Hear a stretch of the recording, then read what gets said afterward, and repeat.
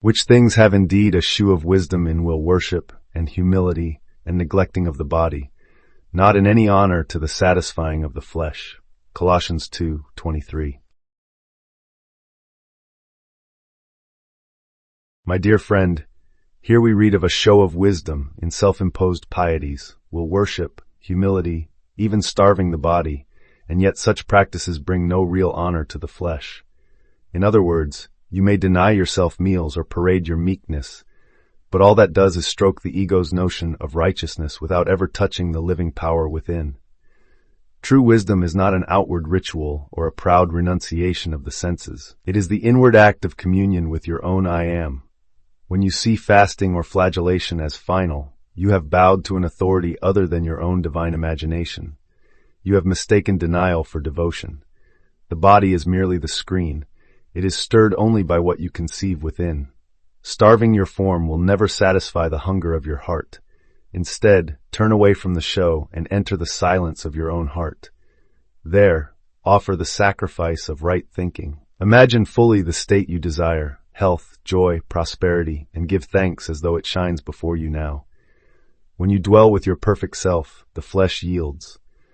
The 9-year-old child taught us this. She refused to accept her mother's no, went within, thanked the presence, and found her mother already agreeing. She neither bruised her body nor trumpeted her faith, she simply knew. So neglect not the body by willpower alone, but satisfy it through the imaginal act. Envision your health, your strength, your beauty. Feel it as present, whisper your thank you. The world may boast its disciplines, but God's delight is faith in I am, faith that to believe is to know. Let inward quiet be your altar, your own heart the temple. There will you find the only true worship, and the body will rejoice in its perfect fulfillment. Colossians 2:23 invites us to look past mere outward formulas and notice two subtle movements within the soul. First, there is the impulse to parade a form of wisdom through rigorous self-discipline, adopting postures of humility or even harshness toward the body, so that others will see our devotion. Yet alongside this outward display, a quieter current runs through the mind, a secret rebellion born of feeling deprived, frustrated, or powerless. In other words, it is possible to obey every rule and still harbor inner resentment at any sense of lack. When our external acts are not rooted in an equal inner conviction, the true self remains hungry, and that gap between belief and behavior becomes the very fuel of disempowerment. In metaphysical mechanics, we learn that every transformation in our outer world is first conceived within consciousness. When feeling powerless, many instinctively resort to strict rituals or deny themselves pleasure, believing these sacrifices will summon the change they seek. In reality, these efforts only reinforce a sense of lack by diverting creative energy away from its true source. Instead, genuine creation begins with a clear, imaginal act, a sacrifice of righteousness through right thinking, by which you sculpt the subtle realm. From there, an unwavering trust in the I am, your divine self, charges that mental image with power.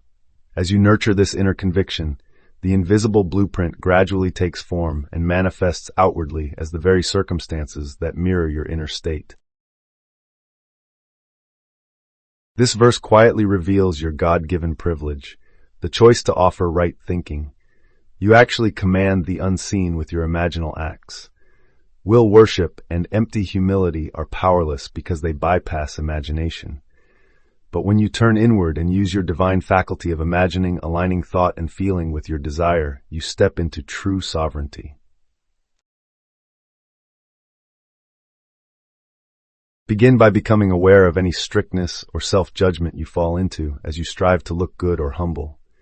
Notice the tension that arises, then acknowledge the frustration without abandoning your goal. Experience the heat of that emotion. Be enraged, but sin not, and gently return your focus to what you wish to create. As you let go of every outward posture, draw inward and sit in the silence of your own heart. There, vividly imagine your desire already fulfilled, sensing each detail as though it's happening in this moment.